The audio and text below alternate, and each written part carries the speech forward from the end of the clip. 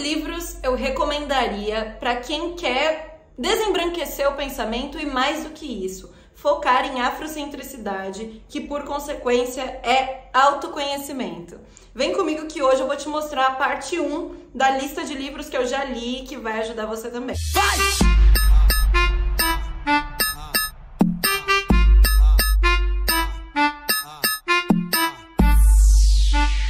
Eu não poderia começar esse vídeo sem falar da minha mãe, que é uma das grandes responsáveis hoje pela minha escrita. Eu acho que eu falo sobre isso com poucas pessoas, mas desde quando eu era muito nova, tanto eu quanto a minha irmã sempre fomos muito incentivadas pela minha mãe à leitura. Eu lembro que a gente tinha um momento muito específico que nós deitávamos, né? Minha mãe tinha cama de casal, cada uma tinha o seu quarto, mas era o nosso momento ali, né? Deitávamos eu, minha mãe e minha irmã na cama de casal e cada uma com um livrinho. O primeiro livro que eu me lembro de ter lido sozinha foi Quem Roubou o Meu Queijo. E depois que eu fui ficando maiorzinha, a minha mãe me deu 2 livros, que eram Casa Grande Senzala em quadrinhos e Iracema em quadrinhos. Eu vou buscar na casa dela um dia para poder mostrar para vocês.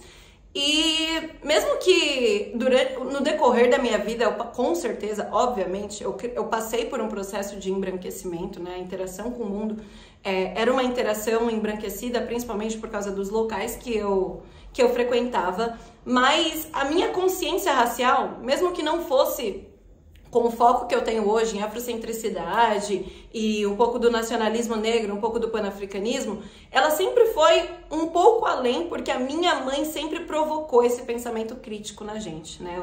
Quando eu tinha 13 anos, almoçando eu, minha mãe e minha irmã, ela me perguntou qual era a minha opinião sobre cotas. E obviamente que eu falei, porque eu acho que os negros têm capacidade, a gente não precisa disso e tal, nananã.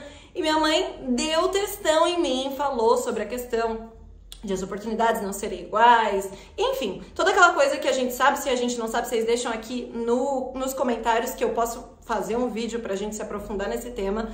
Mas eu acho que eu não poderia começar como a estrutura de um livro, né, que os agradecimentos vêm antes. Eu não poderia começar esse vídeo sem agradecer a minha mãe por ter incentivado a minha leitura, e hoje eu, modéstia à parte, acredito que eu escrevo muito bem, e isso se deve ao meu processo de leitura desde muito cedo.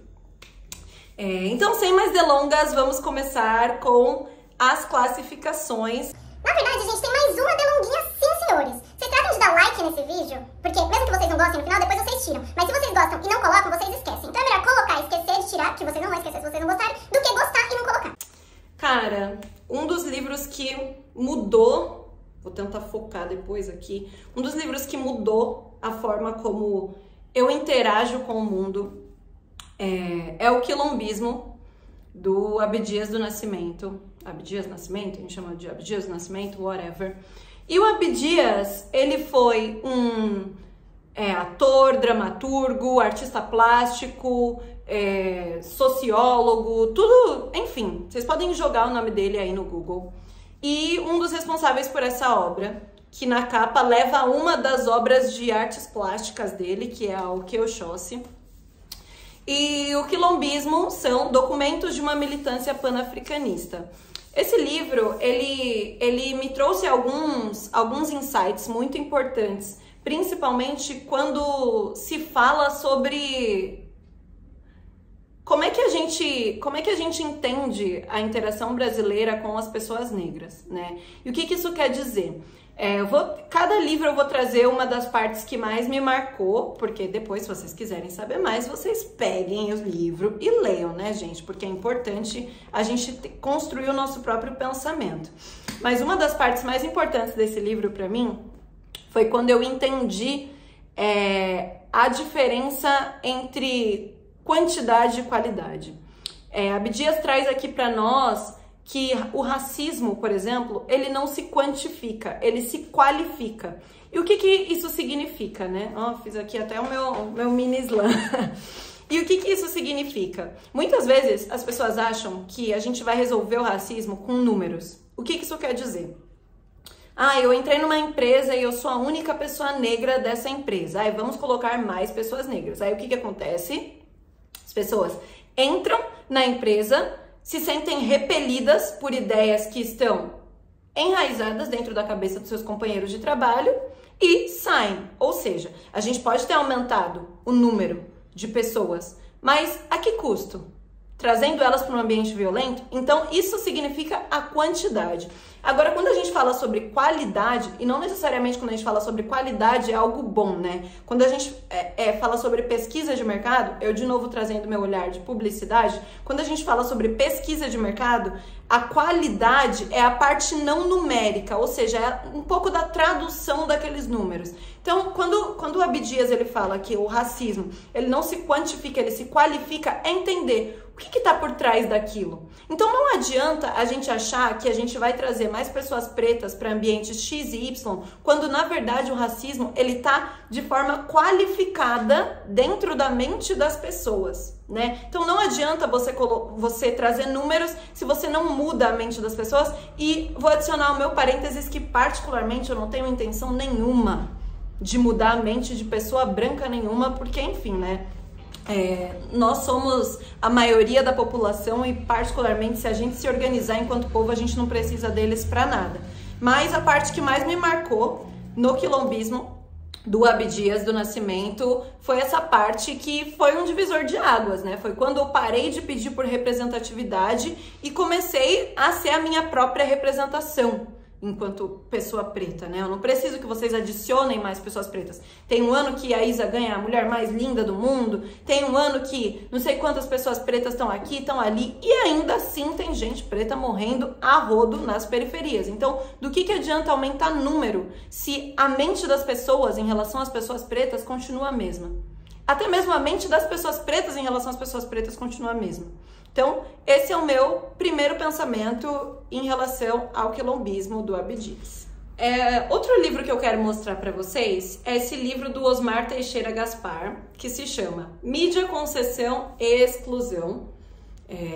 Para quem está assistindo, estou colocando a capa, e para quem está ouvindo, já dando um spoiler, que eu quero transformar esses vídeos em podcast. Eu estou mostrando aqui a capa do livro do Osmar, que... se eu não me engano, já faleceu, e essa é uma das teses dele. E esse livro, ele é muito específico para quem é da área de comunicação, é muito interessante que as pessoas leiam. Por quê? Ele fala um pouco sobre a relação das mídias para grandes massas na reafirmação do racismo ou na reafirmação da imagem do negro na sociedade. E a parte que mais me marcou sobre esse livro foi uma parte que ele fala o quanto os brancos e os negros já têm estabelecido em suas próprias cabeças as suas posições dentro da sociedade, até mesmo quando eles têm uma disparidade, uma diferença social onde o negro tem mais poder aquisitivo que o branco. Quem nunca foi atendido por uma pessoa branca e percebeu que a tratativa foi diferente do que quando essa pessoa estava atendendo um outro branco.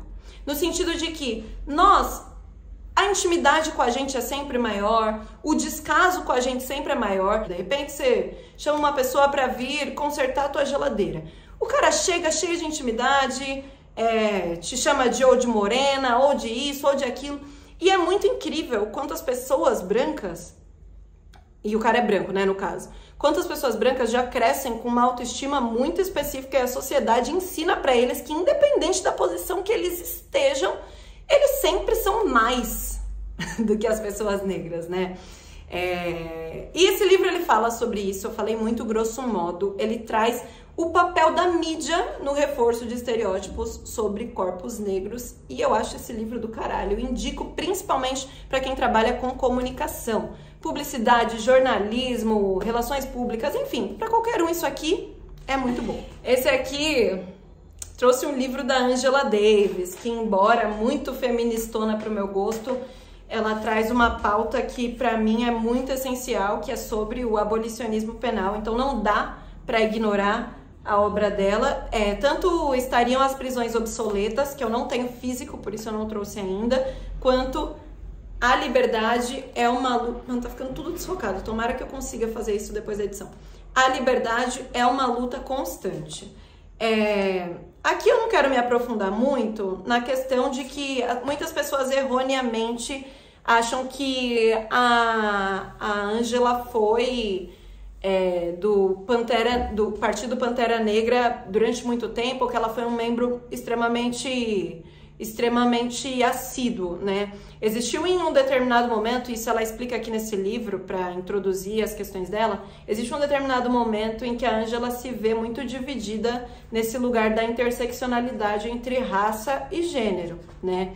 E o Partido Pantera Negra, ele era extremamente focado em raça, obviamente, né? Ele falava sobre o direito e a dignidade de uma raça.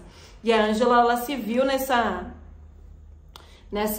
corda bamba aí, né, entre escolher um ao outro, embora, enfim, não quero me aprofundar, mas ela fala um pouco sobre isso e ela acabou não fazendo parte, ela obviamente apoiava, né, e tinha ideias muito alinhadas, mas em um determinado momento ela se retira dessa proximidade para poder focar nesse tema interseccional. Mas não é sobre isso o livro. O livro fala sobre como é interessante o projeto de encarceramento, principalmente nos Estados Unidos, interessante economicamente dentro do capitalismo, né? Então ela fala sobre as situações mais diversas, e aí eu vou usar como exemplo, não sei se eu quero mencionar o nome desse diabo aqui, né? Mas o discurso do ex-presidente, ele era muito relacionado ao punitivismo, né? Ele era muito relacionado a quase que um revanchismo, que é bandido bom, é bandido morto, nananã. E ela fala muito sobre isso, sobre o quanto esse tipo de discurso é um discurso que desperta algo diferente na sociedade, que por isso foi tão fácil para ele ganhar. Ela não tá falando sobre o Bolsonaro, tá? Ela tava falando sobre outras lideranças que também eram pró-revanchismo e pró-punitivismo. E isso para mim foi muito interessante, assim, principalmente porque os governos, eles não têm interesse em resolver problemas sociais, né? Eles não têm interesse em resolver questões de ordem pública. Eles têm interesse em resolver coisas rápido. Então, a pessoa, ela tá roubando comida ou ela tá se entregando às drogas, resolve aprisionando, não resolve entendendo da onde que isso vem, por que as pessoas estão passando fome, ou por que as pessoas não estão aguentando viver a própria realidade e estão se drogando, né? Então esse livro aqui é um dos que eu gosto muito, com o adendo de que estariam as prisões obsoletas da Ângela também. É muito interessante para tratar essa pauta. Por último, mas não menos importante, inclusive eu diria que o mais importante, falei que não ia classificar, mas aqui rola um carinho especial. A Falsificação da Consciência Africana, um livro de Amos Wilson, ou Amos, whatever. Vou colocar um nome aqui na tela para vocês. E é um dos livros mais recentes que eu li. Tô lendo, na verdade, né? Ainda não terminei, mas eu já indico porque, cara, esse livro, vocês veem que eu fico até sem palavras, né? Para falar sobre esse livro, porque ele é um dos que mais fala intensamente sobre a subjetividade das pessoas pretas, no sentido de expor, assim, é literalmente isso, expor a falsificação que aconteceu da nossa consciência e da nossa subjetividade. O que que isso quer dizer? O quanto a colonização ela foi violenta ao ponto de simplesmente nos confundir sobre quem nós somos enquanto povo, né? Sobre como é que é a masculinidade dos homens negros, como é que é, não sei se eu quero usar essa palavra, mulheridade, mas como é que é a performance de mulheres pretas na sociedade. Foi tudo muito bem projetado, foi tudo muito bem, foi literalmente um projeto para que nós crescêssemos diante dessa violência racial que acontece com pessoas pretas. Esse livro aqui, eu não quero nem ousar falar muito sobre ele, porque eu realmente gostaria que vocês lessem, né? Ele realmente é um livro que vai mudar a vida de vocês. Então vou encerrar por aqui, agradecer muito para quem viu até aqui e por favor, gente, se inscrevam no canal e deem o like para que esse vídeo ganhe relevância e chegue a mais pessoas. O comentário de vocês é importante, o like de vocês é importante, vocês pegarem esse link e colocar nos stories de vocês é extremamente importante e agradeço muito, um beijão e até a próxima.